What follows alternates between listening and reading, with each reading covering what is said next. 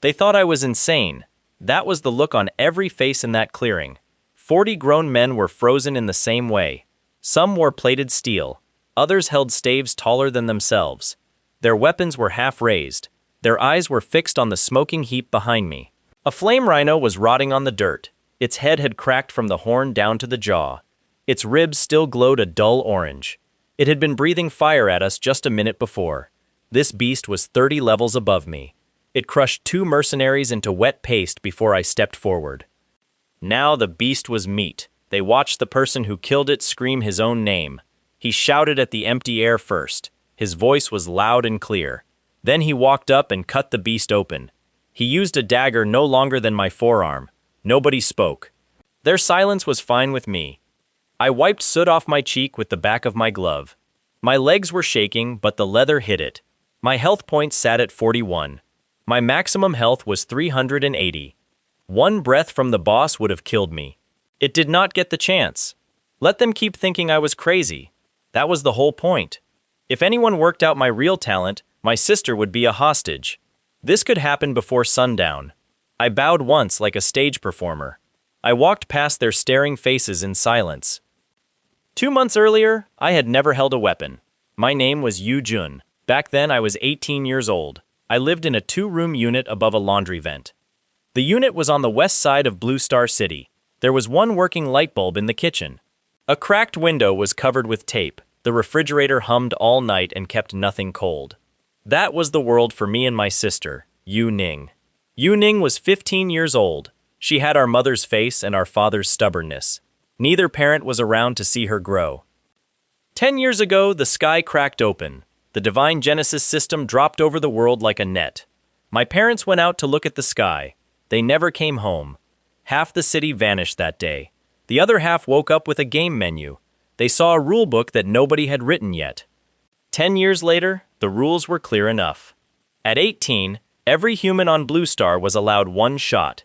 They entered a Divine Genesis secret realm. Inside, you could pick a class. The classes were Assassin, Warrior, and Priest. You could also choose Mage or Archer. There were 5 doors and 1 life. Whatever you rolled followed you home forever. The system was wired into your body. You had strength stats and skill panels. Health point bars floated over your head. Other people could see them. The strong ones lived in tower districts. We could not enter those districts without an invitation. They flew helicopters over our rooftop. They only wanted to look at the sunset. The weak ones lived in our neighborhood. My sister carried hot pot trays to drunk workers. She worked from 6 in the evening until 3 in the morning. She worked 6 days each week. Her wage barely covered our rent. My job was 2 streets over. I bussed tables. The owner paid me under the table. I still had 4 months until my class trial. The owner claimed I was worth as much as a machine. I never argued with him. Every coin I earned went into a tin box. The box stayed under my mattress. I marked each deposit on a paper lid. Yu Ning did not know about the tin. She would have made me spend it. She would want me to buy a coat or shoes. My goal was a real lock for our door. That was my only ambition in life. Then the morning of my birthday came.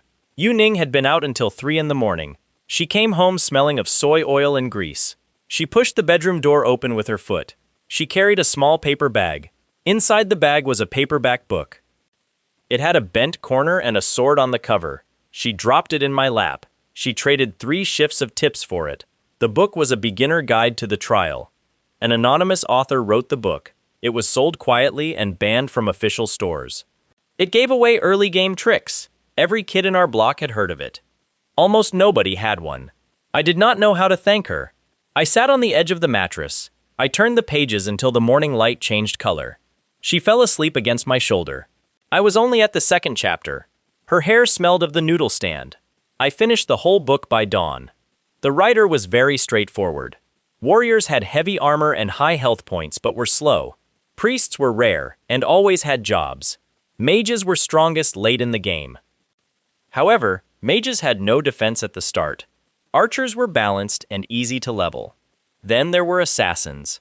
The writer thought assassins were a trap. The pay was good for talented players. However, a level 1 assassin had very low health points.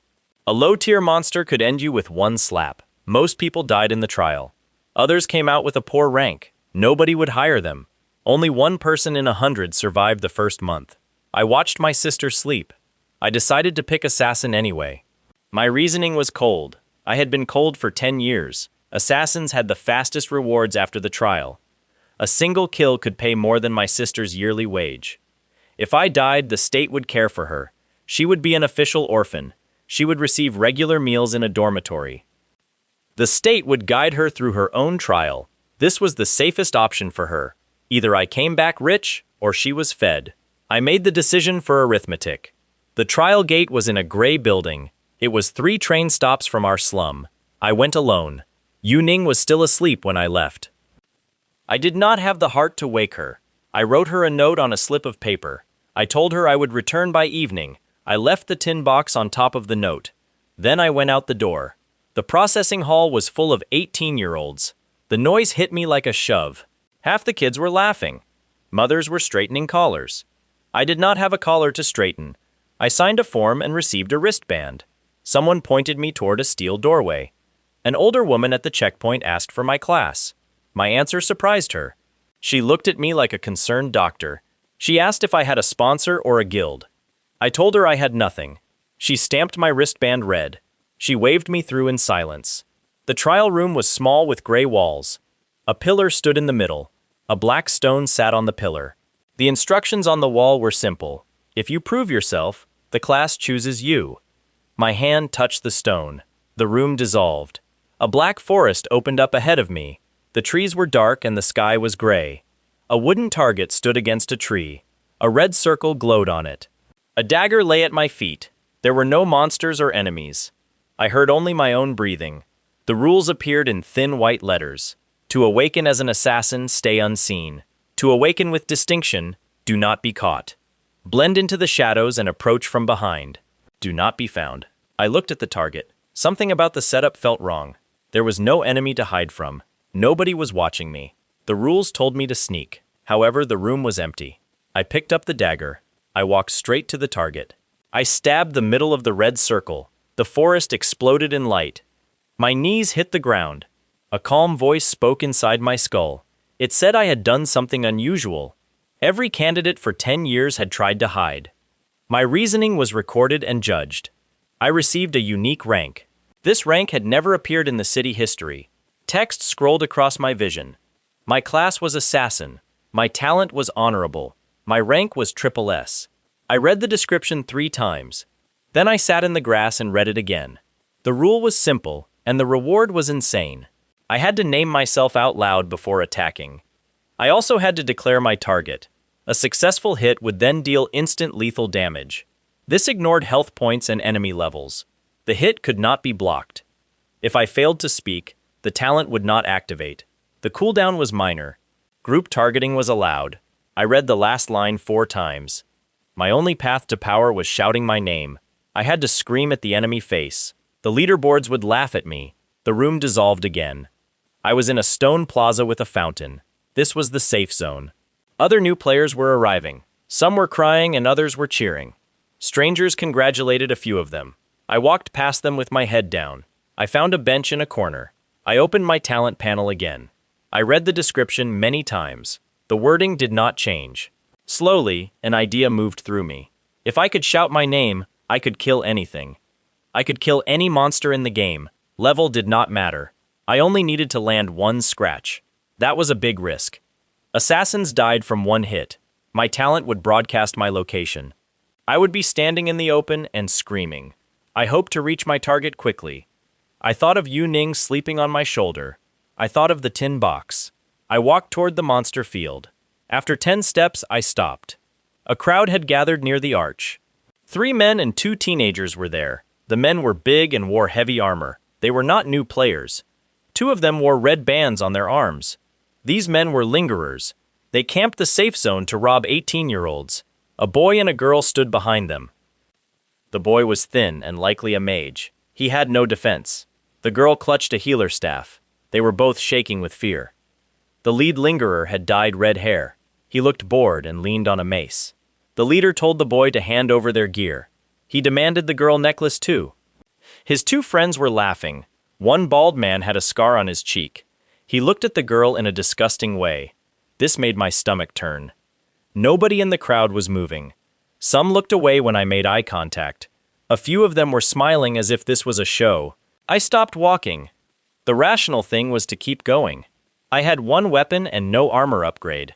I had no allies and 40 base hit points. My talent only worked if I became the loudest person in the room. Those 2 teenagers were strangers. I owed them nothing. The rational thing was to walk on. Suppose the situation was reversed. Imagine Yu Ning behind a stranger's back. I would have wanted somebody in that crowd to move. So I moved. The middle of the circle felt colder than the rest of the plaza. The lingerer with the red topknot noticed me first. He looked me up and down. I wore leather armor and twin daggers. This was the universal outfit of a level 1 assassin with no money. He grinned like I had made his morning easier. He asked me if I was lost. I told him I was not lost. I would be taking these 2 kids with me. He could keep his mace pointed at the ground for 30 seconds. Otherwise, he might find it in his own stomach. He laughed. His 2 friends laughed. The crowd behind them shifted. The bald man in particular looked delighted. He unhooked a short blade from his belt. He moved a step to the side. This put him behind me if I engaged the leader. I noted the movement but did not turn. The teenage boy behind the redhead looked at me with something between hope and horror. He had a face I would come to know very well. His name was Su Hong. His sister behind him was Su Ya. For now they were just 2 frightened faces I did not want to see broken. The redhead lifted his mace lazily. He told me he liked confident kids because they were the fastest to break. He said that if I stepped aside now, he would let me watch and take notes. The bald man was already circling behind me. His shadow slid across the plaza tile. My problem was clear. If I used my new talent's activation phrase out loud, every stranger in the crowd would remember it. Some would piece together what my talent did within the hour. Others might have recording gear. Word might spread that a level 1 assassin could defeat armored adults by saying his own name. If that happened, my sister would not survive the month. I would be found. Guilds would move on me. The talent stayed sheathed. I did not have a way to make it look like a joke. This was fine. A lingerer with a mace did not need my talent. The safe zone had a rule that the redhead had forgotten.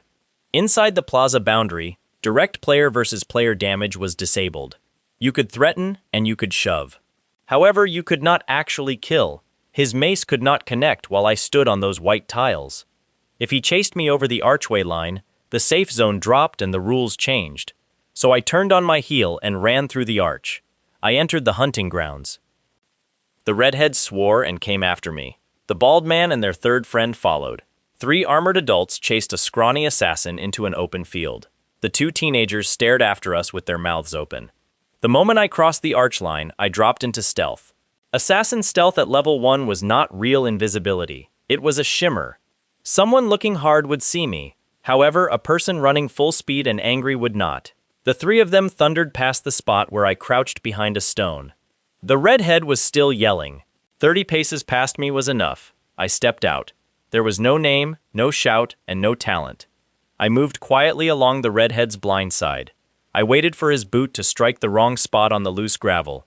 Then I put my dagger into the back of his knee.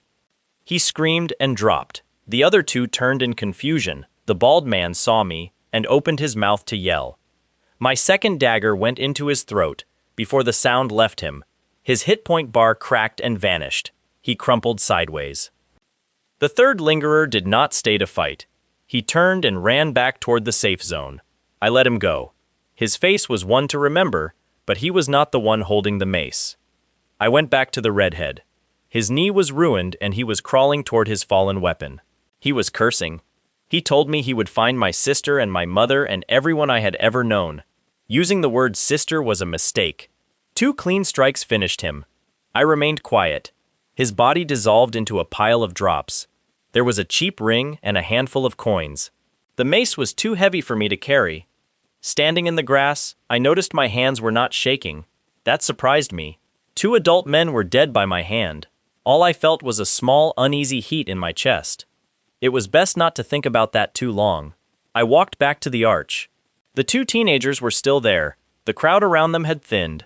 The girl, Su Ya, was crying quietly. Her brother, Su Hong, had gone very pale, but he was standing. When they saw me, they moved toward me at the same time. Both of them started to thank me at once. The boy told me his name and his sister's name. He told me their father was in a guild called the Divine Genesis Hall. He said that I would be repaid. He said it 3 times as if he thought I did not believe him. I told him not to worry about repayment. I told him to keep his sister close. They should leave the plaza before the 3rd lingerer came back with friends. Su Hong did not want to leave without giving me something. He pressed a small folded paper into my hand. He told me it was a list of early boss field patterns. His father's guild had mapped these patterns. He said it was standard stuff, but useful for a new player. He apologized twice for having nothing better on him. The paper got a real thank you from me. I promised to look him up when I reached level 5. This put a small smile on his face. He told me he would be waiting. They left. Suya kept looking back at me until they turned the corner. The paper unfolded in my hands. Its contents were clean and precise. It listed beginner monster fields, drop rates, and safe hunting patterns. At the bottom, 3 names were circled in blue ink. These were 3 boss monsters that a new player could potentially solo. They were the Black Rock Serpent, the Flame Rhino, and the Orc Commander. The paper went into my chest pocket. I walked out into the hunting grounds.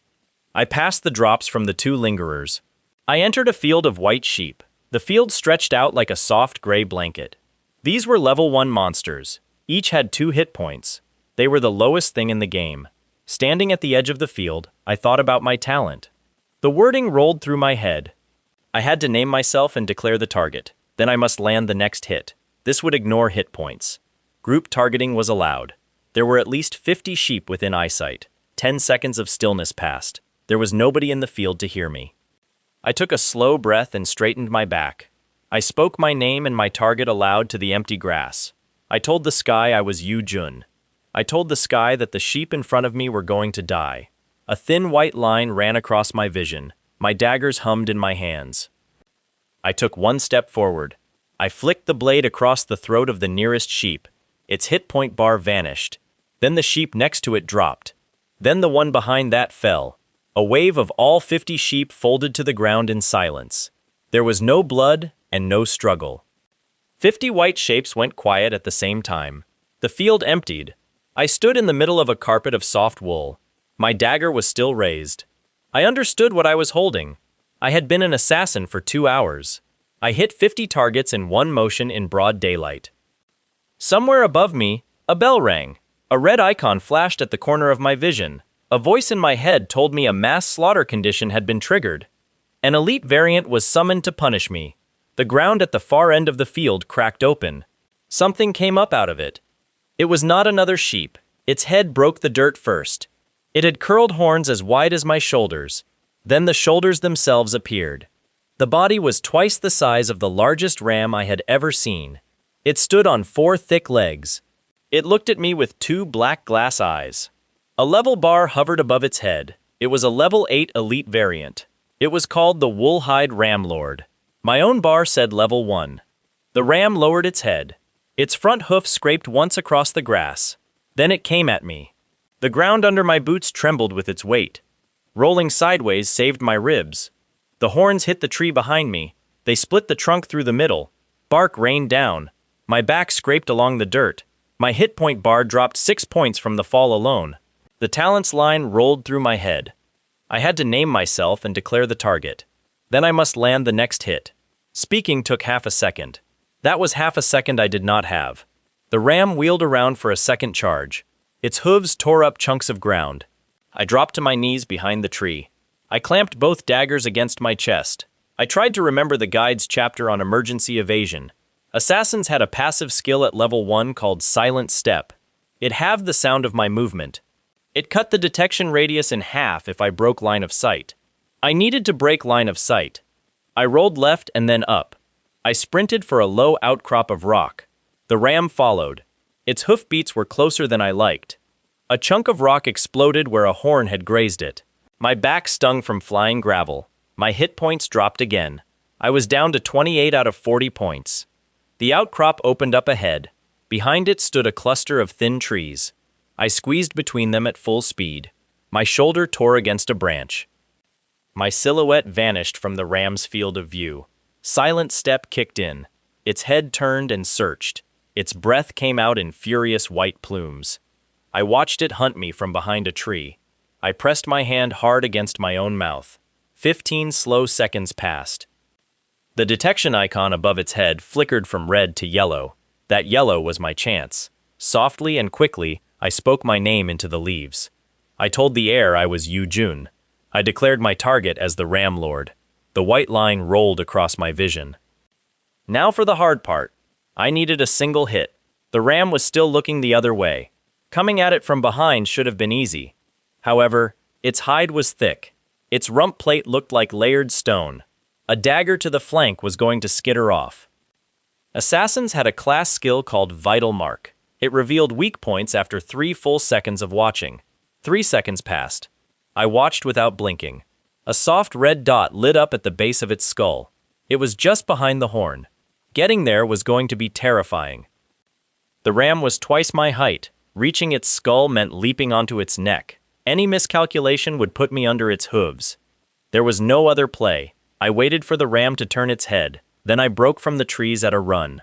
My boots barely made a sound. The silent step skill smothered the crunch of the grass. My leap carried me up and onto its back. I landed where the wool was thinnest. Both daggers came down together. I aimed at the red dot. One blade connected. The Ram Lord folded under me like a puppet. All 800 points of its hit point bar vanished. Momentum carried me off its shoulder. I landed in the grass. I rolled twice and came up on my knees. I was gasping for air. The corpse fell heavy and stayed still. A wave of experience filled my vision. My level bar shot from level 1 to level 5 in a single breath. The bar then crept toward level 6 as I stood there panting. Coins scattered on the ground. I saw 2 gray drops and a third drop that made me stop breathing. A dull silver chain lay coiled in the grass. A pale gray stone hung from the silver chain. My description panel opened when my fingers touched the item. This was a wool hide pendant of fine grade. It halves attack power but doubles total hit points. That was the exact trade I needed. An assassin's attack was already terrifying if it landed at all. Half of my base damage still killed anything I hit. The talent did not care about damage numbers. Only the fact of the hit landing mattered. My survival was the main problem due to low hit points. The pendant settled around my neck. My hit point bar stretched wider across my vision. 40 points became 80 points. Thanks to the level ups, that number reached 120. My legs still shook from the fading adrenaline. I sat on the grass next to the cooling body of the ram. I ate half a piece of dry bread from my pack. 50 sheep lay dead in the open field. A stranger had defeated a boss and shouted his name at the sky. My character was level 5 with a new pendant. My dagger had 3 notches from hitting the tree. I tried to keep my hands still. A shadow crossed the grass in front of me. The bread stopped halfway to my mouth. Every survival instinct told me to move. Instead, I sat still. If the shadow wanted me dead, I would already be gone. Someone following me had chosen to be seen. This meant a conversation or a threat would follow. A quiet, amused voice spoke from behind my left shoulder. The voice called me a very interesting boy. The stranger congratulated me on my level. He told me to hold very still. A dagger was 2 inches from my kidney.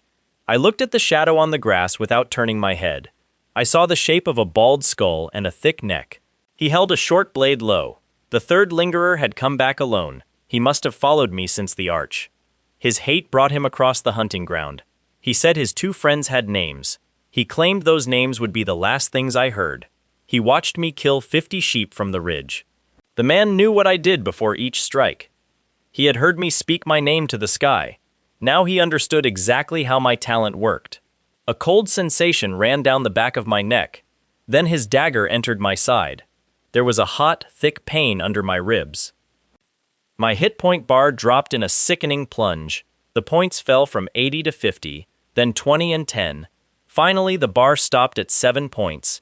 I had 7 of 120 points remaining. The wool hide pendant had doubled my hit points. Without that pale gray stone, I would have died in the grass. The man let go of the blade. He stepped back to admire his work. The blade came out of the wound. This stopped the loss of hit points over time. He wanted to see my face during his confession. His mouth opened to speak.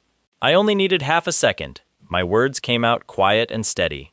I spoke my name and declared him my target. His face went slack when he understood the words. He lunged for me a second time. My dagger came up and nicked his wrist. It was just one shallow line and barely a scratch. The damage was not enough to matter on its own. Suddenly, a white ring of light bloomed across his chest. His entire bar of 430 hit points vanished. His body dropped like laundry off a line. I sat there with the bread still in my hand. I watched the bald man dissolve into a pile of items. He had watched me from the ridge and understood my secret. If he had killed me immediately, I would be dead. Instead, he wanted the satisfaction of gloating. His vanity was a final mistake. The lesson landed hard. I could never allow spectators. If I named myself in front of a witness, I was dead. Something cold in me processed this lesson. My hands sorted through the items he dropped. His pack contained 4 gold coins, a blade, and a key. The key had a tag for storage stall 6 in the West Hall. His trophy chest was somewhere in the plaza. It was not worth the risk of being seen there. I put the gold into my belt pouch. I threw the blade into the dirt. I leaned against the split tree. My hit point bar climbed slowly back on its own. 7 points became 15. 15 points became 40. 40 points eventually became 80. Passive regeneration was slow at level 5. My breath came back before my hit points recovered. 1 hour passed. The dry bread was gone by the time I stood up. 2 more hours of quiet hunting passed. I rose from level 6 to level 9. My method remained simple. I hunted sheep in a circle and deer at the tree line. Every time, I followed the same routine. I spoke my name and declared a target. 1 strike dropped the whole group. I once tried the talent on a passing bird. The bird flew away before I finished my sentence. My talent needed a target to stay in range. By late afternoon, I reached the edge of a gray plain. A river cut across the middle of the land. A raised path of pale stone ran along the river. A cart was moving along that path. 2 horses pulled the driver. A boy and a girl sat in the back. These were the Sioux siblings. Their cart was moving fast. 3 riders followed them at a distance. The riders were not close enough to charge. However, the driver was pushing his horses hard. The 3 riders wore red armbands. These were the same marks worn at the plaza. These were different men but from the same guild. This revealed something the guide had not covered. The lingerers were organized. They had colors and a leader. I ran down the ridge toward the path. The silent step skill kept my boots quiet. I reached the road ahead of the cart. Then I dropped into cover behind a boulder. Su Hong was holding the reins. His sister sat pale in the back with her staff. My low whistle caught the attention of Su Hong. He recognized me at once. His face broke open with relief. I stepped onto the road behind their cart. 3 riders appeared 50 seconds later. I spoke my name softly and steadily. My target was the group of 3 riders. My dagger flicked the ankle of the lead horse. 3 riders fell from their saddles at the same moment. The horses continued running. Su Hong pulled his cart to a stop. Su Ya was already climbing down. She ran toward me. I remembered I was still bleeding under my ribs. Her staff glowed a pale white color. Warmth ran through my side. The wound closed. Su Ya spoke while she healed me. Her father was the vice master of the Divine Genesis Hall. Their father had searched for them since the plaza. The guild was tracking a boss called the Black Rock Serpent. It entered the Eastern Gorge 2 days ago. The raid team had not returned. Su Hong and Su Ya went to fetch help. 3 riders had picked up their scent. Her voice shook while she spoke. Su Hong tried to look brave for his sister. Their father was alive but pinned down. He was trapped in a cave with 2 survivors. The lingerers had cut off his supply line. He needed a rescue team to kill the serpent. My promise came out before I could think. I told them I would enter the gorge. Su Hong tried to argue against the idea. He said I was 5 levels below the requirement. A serpent could defeat a level 10 warrior easily. My class was not built for such a fight. I told him he had missed something. My method with monsters was not standard. My method did not care about levels. I only needed 1 clear line of sight. I needed 30 seconds of open ground. He looked at me for a long time. Then he nodded once. Su Ya put her small hand on my arm. She thanked me with 2 words. Her hand was cold from the staff. We got in the cart and drove east. The ride to the gorge took all afternoon. Gray grass turned into black rock. The sky turned darker. My level bar crept from 9 to 10. We passed through a stretch of slimes. Su Ya blasted them apart with her staff. She was stronger than her thin frame suggested. She was 15 years old. She risked everything on a stranger. Halfway there, Su Hong reached under the bench. He pulled out 3 small polished stones. These were escape stones for emergency use. Breaking a stone would pull you to safety. Each stone worked only one time. His father gave them these stones before the raid. There were exactly 3 stones. Su Hong pressed one into my hand. He told me to keep the item. My refusal made his face turn stubborn. He said I was the 3rd person in this fight. My life was worth as much as theirs. He told me to use the stone if needed. The stone went into my belt pouch. It sat next to the 4 gold coins. 1 hour before dusk, we reached the ridge. The gorge was a deep slit in the earth. A massive snake was coiled around a pillar. Its scales were black except for one. That single scale was white as milk. It was located at the base of the jaw. The scale caught the light from the ridge. Su Hong pointed it out to me. He said the pale scale was the origin scale. Every scaled boss in the game had one. Cutting it caused a boss to take bonus damage. This effect lasted for 1 minute. It was the only known weak point. The scale was very small and hard to hit. For me, the scale did not need to be big. It just needed to be reachable. 1 nick was all my talent required. Below us, a boy and a girl were waving. These were 2 survivors of the raid. They stood on the ledge across the gorge. A figure lay on a bedroll in the cave. The middle-aged man was very still. One leg was bandaged from thigh to knee. Suya cried when she saw him. She stood on the ridge and held her breath. She pressed her hand against her mouth. The plan came together fast. Su Hong stayed on the ridge for sight. Suya waited on the ledge with her staff. I moved into the gorge using silent step. I closed the distance to the jaw. 1 leap and 1 nick would be enough. Then Suya could heal her father. I would use an escape stone to flee. The plan was simple. However, it was suicide if my talent failed. I stood at the top of the ridge with my hand on my dagger. I thought about my sister back at home. Yu Ning would be starting her evening shift about now. She balanced a tray of hot pot bowls on her wrist. Men at the counter smoked and talked to her. Their words made me want to snap their fingers.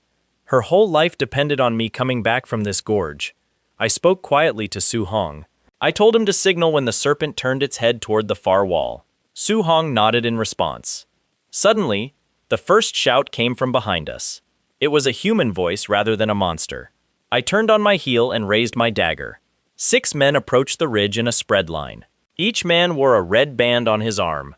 A man with a long mane of red hair led the group. The hair reached down to his belt. He carried a heavy mace across his shoulder. This man was much older than the fighter I had killed at the arch. He wore a full suit of plate armor. The man looked at Su Hong and Su Ya. Then he looked at me with a curled lip. The man identified himself as the chief enforcer of the Red Banner Company. He claimed the young lady had killed his nephew at the arch that morning.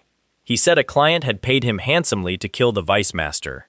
Divine Genesis Hall would lose its leader in this gorge. We were now unfortunately part of that transaction.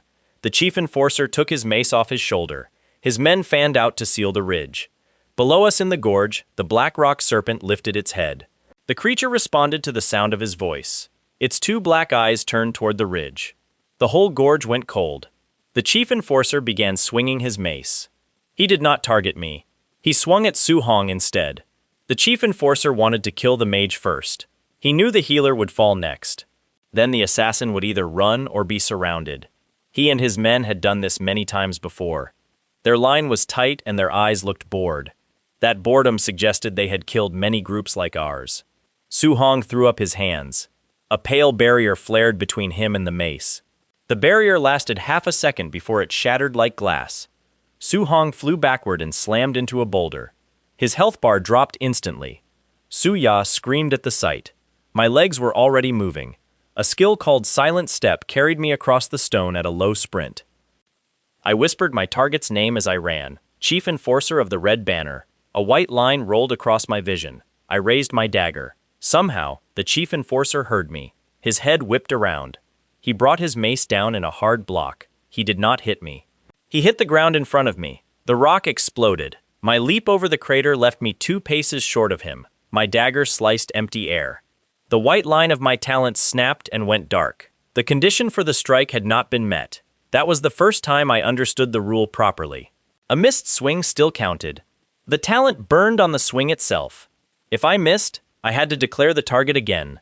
His mace was already coming back toward me. I rolled under the weapon to save my skull. The wind from the mace lifted my hair. I came up behind him and scraped my second dagger. The blade hit his back plate and skittered off without breaking skin. He wore full plate armor at level 20. My level 10 dagger did not even scratch it. The chief enforcer turned with a wide grin. He understood my limitations now. His men moved in on the Su siblings. I yelled to Su Hong to use the escape stone. My voice came out ragged. Su Hong was on his hands and knees. Blood leaked from his mouth. Half of his health was gone. He looked at his sister. Su Ya shook her head and lifted her staff. Two enforcers rushed toward her. She brought her staff down. A pillar of pale light rose from the ridge stone. Both men slammed into it and bounced back. Su Ya was a better fighter than she looked. However, she was one healer against 6 enforcers. Her mana bar was already half empty from the earlier ambush. Su Hong crawled to her. Su Hong grabbed her hand. He pressed his escape stone into her palm. She refused to take it. Su Hong snarled at her with a thin, shaking voice. He was stubborn like their father. He told her their father was waiting on a ledge below. If she died here, their father would die in the cave. He swore he would follow her out. Finally, Su Ya broke the stone. A white flash appeared and she was gone. Su Hong turned to look at me. His face was pale. He held his own escape stone in his other hand. He told me their father was 3 ledges down along the east wall. The cave narrowed after 10 paces.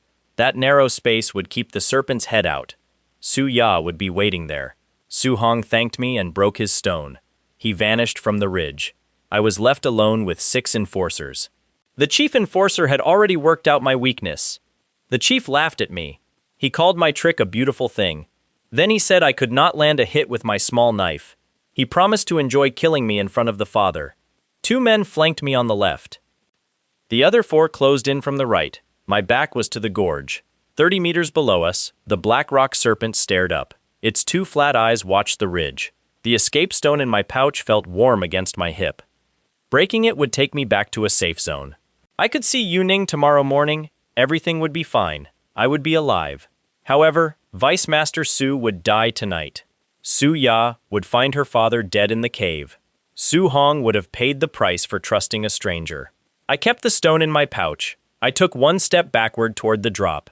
The chief's grin widened. He thought I was about to jump like a coward. He raised his mace to knock me off the ledge himself. Then the serpent's head came up over the ridge. It did not look at me yet. It looked at the enforcers. Between 2 heartbeats, the men faced the open mouth. The head was as wide as 3 men standing together. 2 rows of curved fangs came down over the men on the left. They did not have time to scream. Their health bars vanished instantly. Their bodies vanished into the serpent's throat. The chief roared with rage rather than fear. His mace slammed into the serpent's snout. A crack ran along one black scale. The serpent recoiled and hissed. Its coils tightened around the stone pillar below. Chunks of rock tumbled into the gorge. A health bar appeared at the top of my vision. It was the Black Rock Serpent. The creature was a level 30 Elite World boss. Its health was at 70% and falling. The serpent was already wounded. The Vice Master's team must have hit it hard. That was why it was coiled around the pillar. It was recovering slowly. Its health clicked down to 69%. Then it reached 68% and stopped. A red icon flared over its head at 67%. The serpent was now berserk. Game bosses enter this state at a certain threshold. Their damage doubles and their attacks widen. My guide covered this on page 4. I remembered a man gloating about this in my nightmares. The serpent's body turned a deeper black. Its scales stood on end. Its eyes changed from flat black to hot orange. The creature lifted its head and roared at the sky. A shadow crossed the ridge from above. I looked up on instinct. The sky between the gorge walls darkened. A ball of white fire as large as a house fell. Berserk serpents summon a meteor. This was on page 6 of the guide. The meteor had a wide radius. It was time to land in a 15 count. The guide advised players to get out of the crash zone. The ridge was the crash zone. My legs were moving before my brain finished the thought. Silent Step let me sprint at full speed. The gap to the far side was 30 meters. I had enough time. The chief realized the danger too late. He looked up at the sky. His men were already scattering in 6 directions. There was almost nowhere to go on the ridge. 2 men slipped on the loose gravel. 1 man tried to charge me. My dagger opened his throat as I passed. My sprint did not slow down. At the 6th count, I leaped off the ridge. I landed on a narrow shelf 10 meters below. I rolled hard and scraped my shoulder against the rock.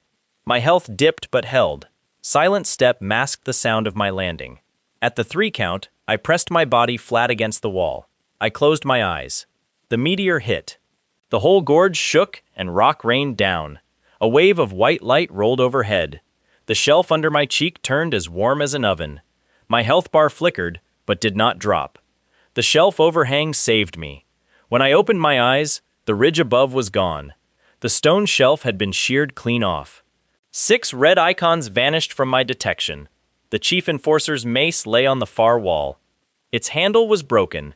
The serpent had done my dirty work for me. The serpent was now at 58% health. The meteor had cost it some energy. It was still berserk with orange eyes. Its head scanned the walls for me. Silent step remained active. My health was at 2/3. My shelf opened into a diagonal crack in the rock. I crawled into the crack and moved quietly. I headed east. The serpent's head passed over me twice. It did not find me. Silent step was worth every skill point. The crack opened onto a wider ledge with a cave mouth. Inside the cave, a middle-aged man lay on a bedroll. He had a bandaged leg. Suya knelt beside him with her glowing staff.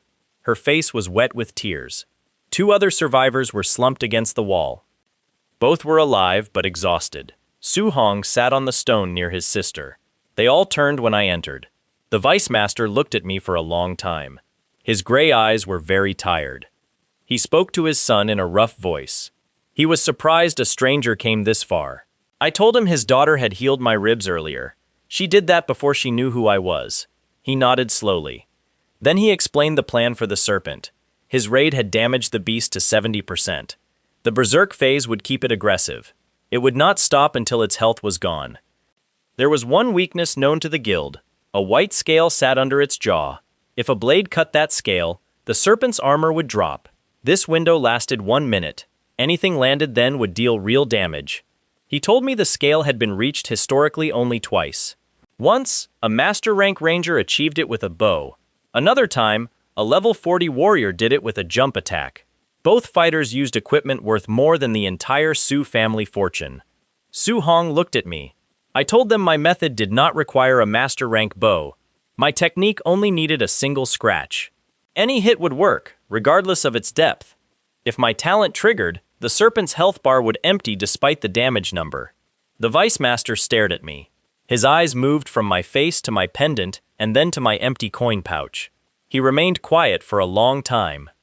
Eventually, the man asked me for my name. I told him my name was Yu Jun. I gave him no other information. I did not mention my talent name, my rank, or any other details. The corner of his mouth curled slightly. He said he would not press me for more information. He promised that if I survived this gorge, his hall would remember my name forever. He instructed his daughter to be ready with a healing spell when I returned. Suya placed her hand on my forearm. Her skin felt cold from holding the staff. She mentioned that my dagger would require a running start. I stood at the mouth of the cave and breathed slowly. The serpent waded down the ledge and around the pillar. Its coils wrapped around the base of the stone. The creature kept its head up while searching for the source of the noise. Its white scale was located under its jaw. This scale only became exposed when the head reared back to strike or roar. That moment was my only window. To reach the spot, I needed the serpent to look up. I needed it to rear back and open its throat. I had to give the beast a reason to move. My hand reached into my pouch. The escape stone felt warm against my skin. My thumb closed tightly over the object. I softly spoke my own name, Yu Jun.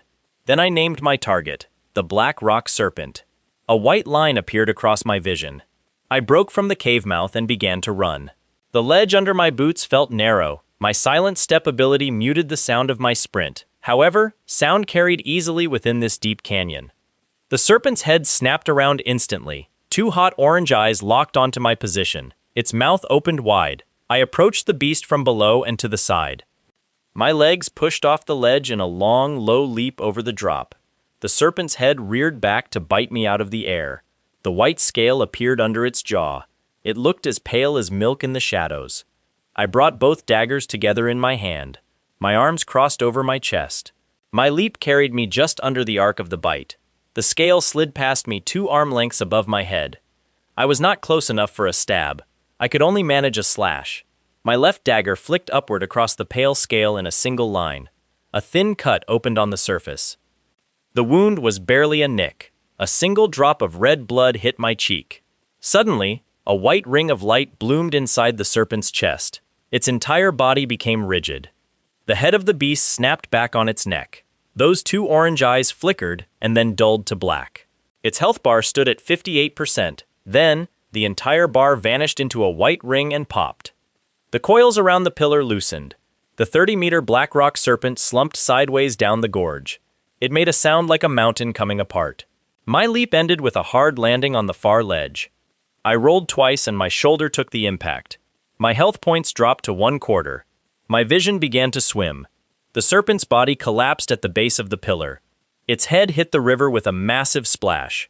The water soaked the entire floor of the gorge. The scales of the beast turned from black to gray. A wave of experience points rolled across my vision. My level bar shot from 10 to 14 in a single burst. I stood up on shaking legs. My hand touched my ribs. My side felt slick with sweat and dust. Behind me, Su-ya was already sprinting toward me. Her staff blazed with light. Her healing magic washed over my back. My health points began a fast and steady climb. The items dropped from the serpent still glowed at the base of the pillar. I saw a set of scale bracers. There was also a spear that looked very heavy. Finally, I noticed a small vial of dark red liquid. I could not identify the liquid from a distance. There were 3 drops in total. The Vice Master and his surviving raiders would need to sort them. That arrangement was fine with me. My share of the reward was the experience I gained. The Vice Master walked slowly out of the cave. He leaned one arm across the shoulder of his son. His leg remained bandaged from the previous fight. His pale gray eyes fixed on the serpent's body. He looked at me, and then at his daughter. He said the Divine Genesis Hall owed me a great debt. He added that his family would never forget my help. The man wanted to know one thing before I disappeared. He asked if my method could be scaled. I told him I did not know the answer. I explained that I had only killed 3 named targets. One of those targets had been the serpent. The Vice Master nodded once. He mentioned that the Eastern Hunting Grounds had a problem. A flame rhino boss had wandered out of its den recently. The beast was currently flattening merchant caravans. The Divine Genesis Hall would pay a bounty for its head. He suggested that if a solo assassin collected it, no questions would be asked. The name would not be reported to any leaderboard. His words hung in the air between us. I told him I would consider the offer. He looked at me for a moment longer. Then he thanked me using the names of his children. The man limped back to his ledge to sort the items. Su-ya lingered for a while longer. She stood in front of me with her staff held loosely. She admitted she had been afraid during our ride. She thought I was a boy who liked risk for its own sake. However, she no longer felt that way. She believed I was fighting for someone important. I told her I had a sister at home. The corners of her mouth softened. She said my sister was very lucky. Then she pressed a small folded paper into my hand. She told me it contained a name and a location. The Divine Genesis Hall trusted this person with quiet trades. This was the place to go for private auctions. I placed the paper into my chest pocket. Su-hong helped his father back into the cave. The son gave me a final nod of understanding. Then I climbed the crack out of the gorge. I reached a ridge that was now empty of any enforcers. I looked toward the east. The flame rhino was 2 days away on foot. My level was now 14. The pendant remained around my neck. My health was full and my daggers were clean. My heart was steady. Yu Ning would be finishing her shift about now. She would be walking home along the alley behind the noodle stand. She would be alone. My path to the east could wait for one day. The nearest teleport shrine was a level 14 convenience. I stood on its stone circle. I pressed the sigil for Blue Star City West. My body dissolved into a warm blue light. I reformed in the plaza of my own district. The city smelled of fried oil and wet pavement. It smelled like home. Yu Ning was not home when I arrived. This was expected. because her shift lasted another hour. The tin box sat on the note. My note remained folded exactly as I left it. She had not been home to see either item. I sat on the edge of the mattress. I pulled the pendant off my neck and hid it. The daggers went under the bed. I put my leather armor into the cupboard. My clothes went into the wash bucket. Everything that identified me as an assassin was put away. Then I put on my old work shirt. By the time she opened the door, my hair was wet. Her tired face lit up when she saw me. She dropped her uniform in the hallway. She sat down on the mattress next to me. She asked me how the trial had gone. I told her that I had passed. I said the class had chosen me. I promised that the details would come later. She did not push for more information. Yu Ning had never been one to push. She learned long ago that I would tell her things eventually. Usually, I spoke once I had the money. That was the rhythm of our lives. She fell asleep on my shoulder within 20 minutes. Her hair still smelled like the noodle stand. My arm went around her. My other hand held the tin box on my lap. My mind was already moving toward the east. I thought of the grass where a flame rhino smashed carts. The next morning I left another note. I wrote that I would be back in 3 days. I smoothed her hair once before leaving. Then my body dissolved into the blue light of the shrine. The eastern hunting grounds were wide open. The plains sat under a pale sky. Broken merchant carts were scattered along the road. A crater the size of a small house sat nearby. The ground was still smoking from the attack. The rhino had passed through the area recently. A crowd had gathered at the edge of the plain. I counted 40 players in total. Some wore plated steel, while others held tall staves. 2 guild banners waved in the wind. The Divine Genesis Hall banner was blue and gold. The Holy Law Pegasus banner was white and silver. This was a raid party waiting for the boss. I pulled my cloak up over my hood. My pendant stayed hidden under my shirt. My level 14 tag showed above my head. This made me the lowest ranked person in the field. Nobody tried to stop me. A level 14 assassin was not considered a threat. Most people viewed me as a simple spectator. I worked my way to the edge of the crowd. I listened to the conversations around me. 2 men were arguing over the best strategy. A Divine Genesis captain wanted the tank line to hold the road. A Pegasus captain wanted the mages to attack. Neither man would give any ground to the other. Behind them, 40 players were shifting uneasily. Time was passing quickly. The Rhino would return within the hour. The raid was not aligned for the fight. Suddenly, the ground began to shake. Every head turned toward the east. The flame rhino emerged from the trees.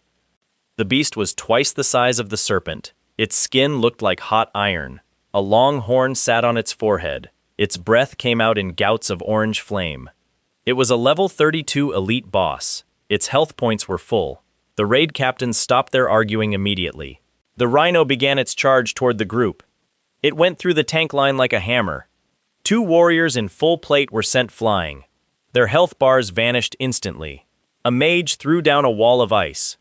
The rhino ran straight through the barrier. A second warrior tried to use a shield spike. He was trampled for his trouble. 40 players fought one boss, but they were losing. The horn of the beast cracked the earth. A fissure ran for 20 meters. 2 more players fell into the gap and disappeared. The crowd began to break apart in fear. The boss still had 90% of its health. I stepped forward into the open ground. Every head on the ridge turned to look at me. I walked calmly toward the field. The Divine Genesis captain shouted for me to get back. I kept walking forward. The rhino's head came up. 2 orange eyes locked onto me. A plume of flame scorched the grass near my boots. I removed my hood. My hair moved in the hot wind. I spoke my name loudly across the field. I said my name was Yu Jun. I announced that my target was the flame rhino. The crowd behind me went silent. Someone laughed at my declaration. Another person made a gesture across their throat. A young mage said I had lost my mind. A woman called me a name and told me to go home. I ignored them all. My dagger came up, my legs pushed off the grass. The white line rolled across my vision. The flame rhino lowered its horn and charged. The distance between us closed in 3 heartbeats. My leap took me low and to the side. The horn passed over my back. The heat sealed the skin on my neck. I rolled hard against its right foreleg. My dagger came up in the same motion. I scraped the blade across the joint of its ankle. It was only one shallow line. This scratch was on a beast that normally shrugged off tank shields. Suddenly, a white ring bloomed inside the chest of the rhino. The whole body of the creature seized. Its head snapped down toward the ground. The knees of the rhino folded in a way they should not. Every point of the health point bar drained into the ring of light. Then, the health points vanished completely. The horn of the beast planted into the dirt. The head of the creature hit the grass and rolled away. The plane went quiet. I stood up from my roll and brushed dirt off my knees. My hair smelled slightly burnt at the tips. I wiped the dagger on my thigh. Then I slid the weapon back into its sheath. 40 players stared at me in silence. The Divine Genesis captain stood with his mouth half open. He was the one who had told me to get back. A young mage on the ridge had dropped his staff. He was the person who had called me crazy. A woman was blinking as if her eyes were not working. She was the person who had shouted names at me. Nobody said a single word. My part came next in this performance. I needed to play the role with conviction. I threw both of my arms into the air. My voice rang across the open plain. My words were total nonsense. I claimed my name was Yu Jun, the warrior of destiny. I called myself the chosen of the ancient stars. I said I was the wielder of the true blade. My destiny was to slay all evil in the 6 realms. My path was to name my enemies. I would cut them down with the honor of my ancestors. Every syllable dripped with embarrassing seriousness. Only a real fool could summon such a tone. My arms trembled by just the right amount. My eyes rolled up as I spoke. I made sure my voice broke on the word ancestors. The silent plain suddenly broke into loud laughter. The young mage on the ridge doubled over. The woman who had mocked me slapped her thigh. The Divine Genesis captain turned his face away. He was trying to hide a smile. Someone in the back yelled a comment about my heroics. They shouted that Blue Star finally had its very first delusional hero. Someone else called out that my ancestors would be proud. A boy at the front of the crowd asked how I had done it. He was still laughing as he spoke. I told him the ancestors had blessed my blade. I told him the true warrior only needed a single strike. This strike had to align with the will of the 6 realms. I said I would not repeat the technique. It was a sacred one that must be protected. The laughter grew even louder now. A Holy Law Pegasus captain walked over to the corpse. He needed to confirm the kill. His face was still fighting a grin. He waved his hand over the rhino to check the loot log. The system chime confirmed my ownership of the kill. Everyone in the crowd could see the confirmation. My drops appeared in a small pile at my feet. I saw a red horn shard. This item was worth a lot to an alchemist. I also found a rhino hide scroll. A ring with a heat-resistant stat sat in the pile. Nothing was top-tier equipment. These items were fine grade at best. That was perfectly fine for my plan. The point was not the drops themselves. The real goal was the story that would leave this field. By nightfall, half of the east side of Blue Star would laugh at me. They would talk about the level 14 assassin who killed a flame rhino with nonsense. The other half of the players would call it a fluke. They would say it was a 1 in 1,000 critical hit. The tail would grow legs and turn silly. My actual talent would drown in the laughter. My real mechanics would stay hidden. Nobody would suspect the shout was the trigger. Everyone would assume the shout was a symptom of madness. If anyone tried to copy the shout, they would learn nothing. They were not me and lacked my talent. Failed imitations would make the story safer. I picked up my drops. I bowed my head once to the raid captains. Then, my legs carried me off the plane. Behind me, someone was already trying to imitate my speech.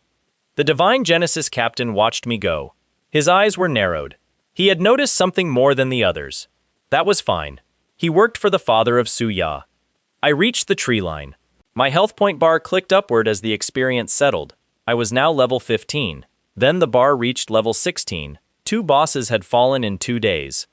A third boss would round out the number. The orc commander was 3 fields east of the plain. He lived in a rocky valley. Guides marked this area as intermediate. My path took me there through the night. The silent step skill let me slip past camps. I passed 2 groups of lingerers without being seen. My cloak stayed up. By dawn, the valley opened up ahead of me. The orc commander was easier to plan for. He was not in a berserk state. He was not surrounded by a player raid. The commander sat on a stone throne in his camp. 12 orc guards were arranged in a wide circle around him. This was a standard boss room setup. The guide covered his mechanics on page 9. His main gimmick was a shield. He pulled it up on the first hit. This made him invincible for 10 seconds. His second gimmick was a powerful stomp. This stomp pulsed damage in a ring every 12 seconds. His third gimmick was calling reinforcements. This happened at half health. None of those mechanics mattered. They only mattered if he survived the first hit. I reviewed the note about his shield twice. The shield activated the moment the commander took his first hit. If my talent counted as a hit, the shield would not save him. His invincibility triggered after damage. Silent Step carried me to the edge of the camp. I placed a vital mark on the commander. This took 3 seconds from 100 paces away. A red dot lit up between his collarbones. This strip of skin was not covered by armor. I spoke my name and my target in a low voice. The white line rolled across my vision. My throwing knife left my hand. It crossed the camp at a high speed. This surprised the guards. The knife struck the commander between his collarbones. A ring of white light opened in his chest. His entire health point bar vanished instantly. The commander did not roar. He did not stand up. His head slumped forward on his throne. The 12 orc guards turned at the same moment. Their aggression locked on my location. They looked toward a tree. I was no longer standing behind it. I used Silent Step and Sprint to gain distance. I moved through the underbrush and along a ridge. I was gone before the first guard reached the tree. My level bar rang. I was level 16 and a half. The body of the commander dissolved. Drops fell to the ground. My bar chimed as I reached level 17.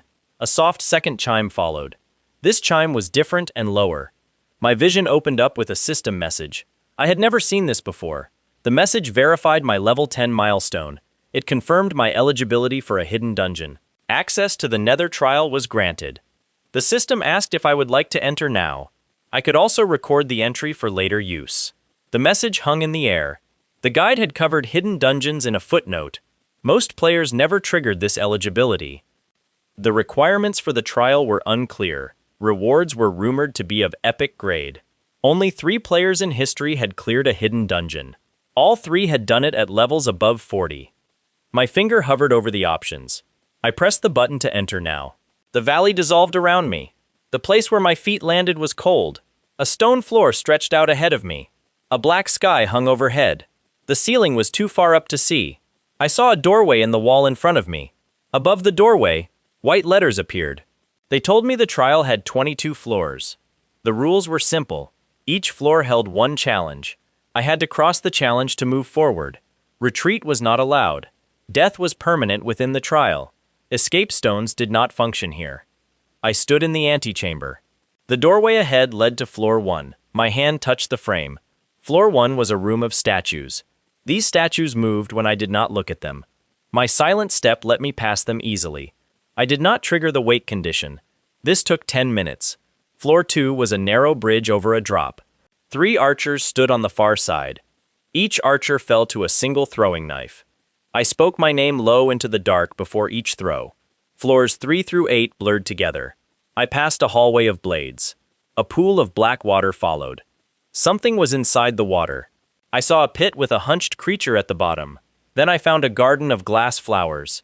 These flowers would cut skin on contact. One room was full of doors. Only one of the doors was real. A stair spiraled up into nothingness. By floor 9, my method had settled.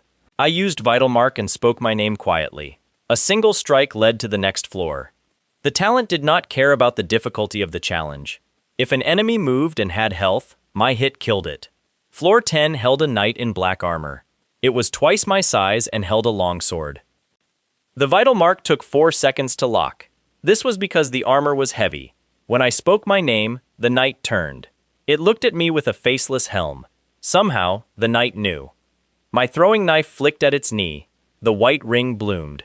The knight folded in a clatter of metal plate. Its drops included a pair of assassin boots. They added 5 points to my evasion stat. These boots were fine grade. My old boots went into my pack. By floor 15, my health was down. I was at 2/3 of my total pool. My dagger was notched in 6 places. The trial gave me 30 seconds to breathe between floors. It would not give me longer. The floors got harder. I could feel the strain in my knees. Floor 18 was a hall of mirrors. Every mirror showed a version of me. Every version of me had a weapon. The rule was to find the real one. My method for that was simple. My real self bled from a cut. This cut was on my forearm from floor 17. The mirrors did not show the blood. After 20 seconds of walking, one version turned. This was a false player with a real dagger. My throwing knife caught his shoulder. The mirrors shattered. Floor 20 was a room with a chair. A small child was sitting in that chair. The child looked up and smiled at me. His voice asked me if I would like to rest. His face was very kind. His eyes did not blink. My throwing knife went into his throat. I did not let him finish the sentence. The child dissolved into a shadow. The shadow clawed at my legs before it faded. My health dropped by 10 points. My hand shook when I picked up the drop. This was a thin silver ring. It added 20 points to my health pool. Floor 21 was empty. This was worse than anything before. The chamber was a plain gray room. There was no monster or mechanic. No trap waited for me. A table sat in the middle of the room. It held a single glass of water. The rule on the wall told me to drink. It did not tell me what the water would do. Drinking a stranger's water was not smart. However, not drinking meant I could not proceed. The glass came to my mouth. The water was clean and cold. It tasted like nothing.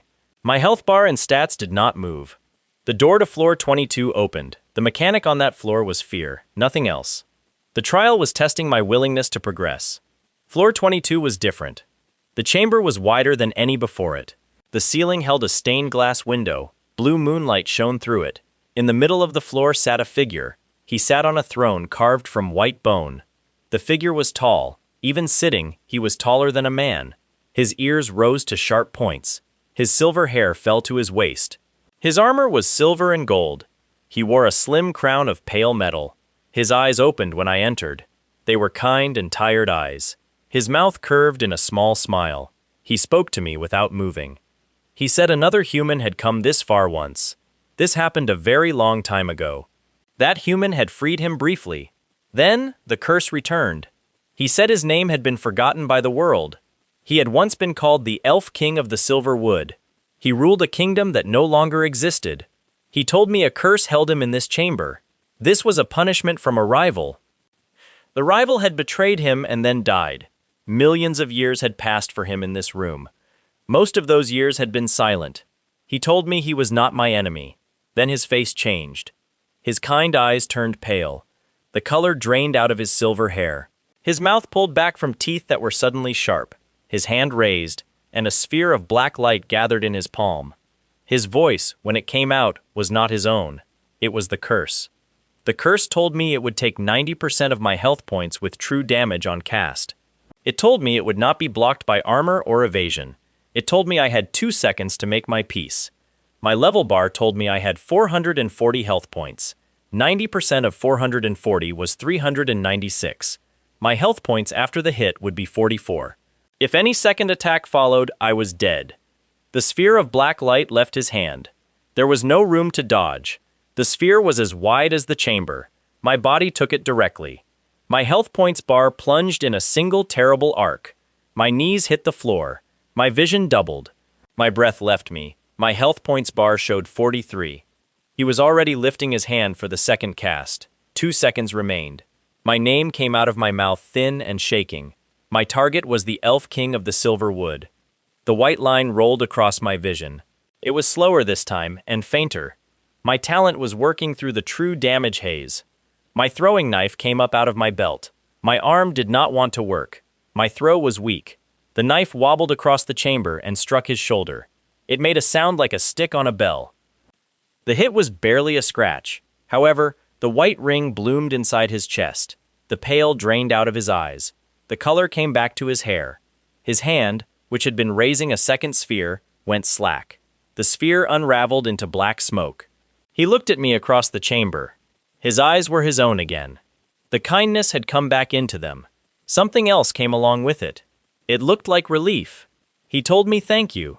He told me the curse had held him for millions of years. No weapon in the world had cut through it. He told me my strike had not simply damaged him, it had ended the curse itself. His body began to fade at the edges. His silver hair went pale like starlight. His armor thinned into smoke. He told me he had one gift left in him. He wished for me to have it. His hand lifted. From his palm rose a small silver ring. It was simple.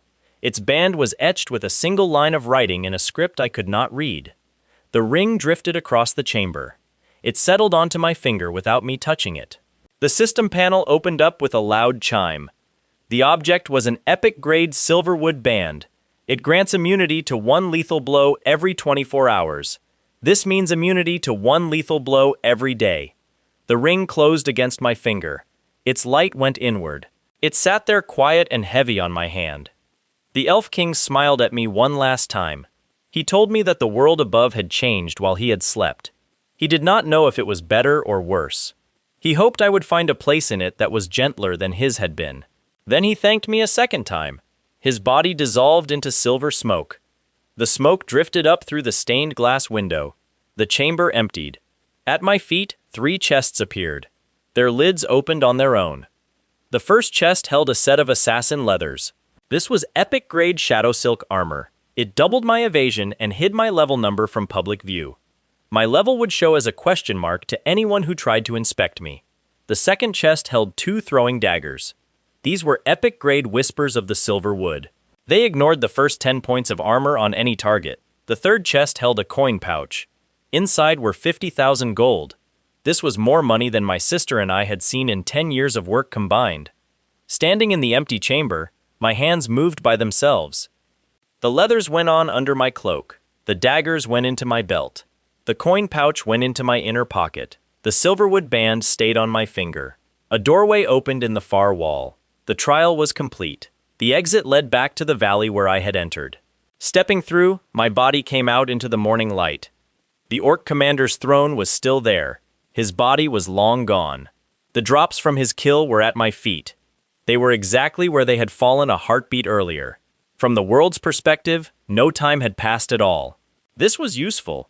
I collected the drops. My leaderboard panel opened for the first time since the Flame Rhino kill. The Blue Star ranking board showed a new entry. An anonymous level 17 assassin had cleared the Nether trial. The board offered me a choice. I could display my name or hide behind a placeholder. My finger tapped hide. The name on the board became a string of asterisks. The teleport shrine took me home. Yu Ning was at the noodle stand when I arrived. My first stop was the trader. Suya had written his name on a folded paper. His shop was a narrow storefront on a quiet street. The man behind the counter was older and thin. He had a scar down one cheek. He recognized the paper before I said a word. His eyes moved from the paper to my cloak. Then he looked at my hands.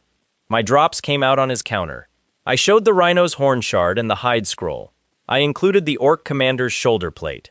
I also set out the Mirror Knight's boots and the floor 20 ring. Next came my old leather armor and 2 lingerer daggers. Finally, I added 2 small stacks of low-tier crafting materials. Everything else stayed on me. This included the silverwood band and the new daggers. I also kept the shadow silk armor. The trader did not speak for a long time. He turned each item over. He weighed the horn shard on a small brass scale. He held the hide scroll up to the light. He tapped the ring against his front tooth. His offer was 17,000 gold for the lot. This was fair. My method was not to haggle. He counted the coins into a pouch. He pushed it across the counter without asking my name. This added 17,000 to my 50,000 gold. I now had 67,000 gold. My hands closed around the pouches on the way home. I did not open them until I was safe. I sat on the mattress under the window. 6 months of Yu Ning's wages was 6,000 gold. 67,000 was 10 years of her exhaustion. A small house on the north side of Blue Star cost 40,000 gold. This was according to the postings in the market square. The house had 2 bedrooms and a working refrigerator. It had a real lock on the door. It even had a window without tape. The next morning, the deed was signed. The keys sat in my pocket the whole day. Yu Ning came home at 3 in the morning. She still smelled of soy oil. My hand was on the mattress. The keys were on the pillow next to my note. The note was short. It told her the keys were hers. It told her the address was for a house I had bought. I told her our lease here was finished. She did not need to work another shift at the noodle stand. I told her I loved her. Getting back would take another day. My final loose end was in the market square. The bounty had gone up on the public board. The Holy Law Pegasus Guild was offering 100 million gold. They wanted a set of 5 level 5 master-grade gear pieces. They said no questions would be asked. The wording was smart. The bounty was framed as a merchant purchase. However, the price was 10 times the market rate. The delivery point was a private trading hall. Every player was reading it as bait. The anonymous level 17 assassin had drops. Everyone knew he had drops. If he was greedy, he would take the bait. If he walked into the hall, the president would see his face. From there, tracking his identity would be a matter of days. Lan of the Holy Law Pegasus Guild was ruthless and clever. He wanted a pawn. He did not care whose face was under the hood. My method was to walk in. I would not go as myself. My alternate account was clean. A fresh player registration would show a level 3 novice. This character had no ties to the leaderboard. Fresh players sold drops all the time. My alternate would carry 5 master grade pieces. I had bought these at auction the previous evening. I used the Nether Trial gold. The bait was the bait. Playing along would take 15 minutes. The pieces I brought had to be pre-owned and traceable. The guild would verify their auction history. They would see my alternate had purchased them yesterday. I bought them at market rates from different sellers. This meant my alternate was a middleman flipping for profit. It meant I was not the target they were looking for. They would pay me and let me walk. Their bait would still be out there waiting. My alternate account would collect 100 million. This was in exchange for 80 million in purchases. My sister would have 20 million more in her account by tomorrow morning. It was simple. The trading hall was in the guild district. It had marble floors and high ceilings. 2 guards stood at the door. A receptionist sat at a counter. Beyond her was a private room. This was where the buyer would meet me. My alternate's registered face was younger and softer. My cloak was plain gray. My cheap novice dagger sat visible at my hip. Everything about me screamed harmless flipper. The receptionist checked my listing and nodded. She directed me through the archway to the room. The door closed behind me. The room was small with a single table and 2 chairs. A man I did not know was waiting. He was middle-aged with iron gray hair. His face was calm. He wore no armor. His clothes were plain but well cut. A cup of tea sat in front of him. He was not a merchant or a guild receptionist. His eyes met mine when I sat down. He told me his name was Ji Xiao. He was the vice master of the Divine Genesis Hall. My hand did not move. He had not come to buy my master grade gear. Those pieces were mine to keep. My 100 million payment was already in my account. He waved his hand at the door. He told me his own guild had intercepted the bait first. He had taken over the meeting. His eyes were very steady on mine. He told me his vice master had a wife and 2 children. One child was named Su Hong. The other was named Su Ya. My hand stayed on the table. His vice master was named Su Shun. Su Shun had returned from a gorge 2 days ago. He told a story about a level 10 assassin. This assassin had killed a black rock serpent in a single strike. The same assassin was seen the following day on the eastern plain. He killed a flame rhino in front of 40 witnesses. He had been shouting at the sky. This assassin then cleared the Nether Trial. This was according to the Hidden Dungeon ranking board. The assassin had chosen to hide his name. Su Shun described the young man. The man had dark hair and a plain gray cloak. He had the calm eyes of a boy who had been poor. The man's eyes moved over my face. He told me he had watched me walk into the trading hall this morning. I was using an alternate account. My walk was the walk of a hunter who did not want to be seen. He told me my name was Yu Jun. The words sat between us on the table. Ji Xiao did not raise his voice. He did not reach for a weapon. He did not signal to guards outside the door. His cup of tea steamed gently between his hands. He told me he had not come to expose me. He told me the Holy Law Pegasus buyer was supposed to sit in this chair. However, people from his guild were currently detaining the buyer in a back room. He told me the record of my visit had already been altered. My alternative account showed a completed sale to a shell merchant. My 100 million was clean. He told me he had come to make me an offer. His words came slowly. He told me the current hallmaster of the Divine Genesis Hall was not what he seemed. This man was named Zhu Jia. He told me Zhu Jia cleared the Nether Trial himself decades ago. Zhu Jia hid that fact from every member of the hall, including his own vice masters. He was in secret contact with the president of the Holy Law Pegasus Guild. This man was named Lan, also known as Long John. The 2 men had a plan for the Blue Star leaderboard. This plan would crush certain families and empty certain neighborhoods. He told me the west side of the city was on the list of neighborhoods to be emptied. This was my district. My sister lived there. His eyes did not move from mine. He told me he did not have the strength to move on Jujia alone. His vice master, Su Xun, was recovering from a gorge fight. Su Xun could not join a coup while his children were vulnerable. He told me he had spent 2 years looking for a piece that Jujia would not see coming. He told me a level 17 assassin with a talent that ignored health points was that piece. If I agreed to help him, he would place my sister under Divine Genesis Hall protection within 1 hour. He told me she would have a bodyguard by nightfall. The house I had purchased in the name of my sister that morning would be registered under a Hall shell company. This would be untraceable to me.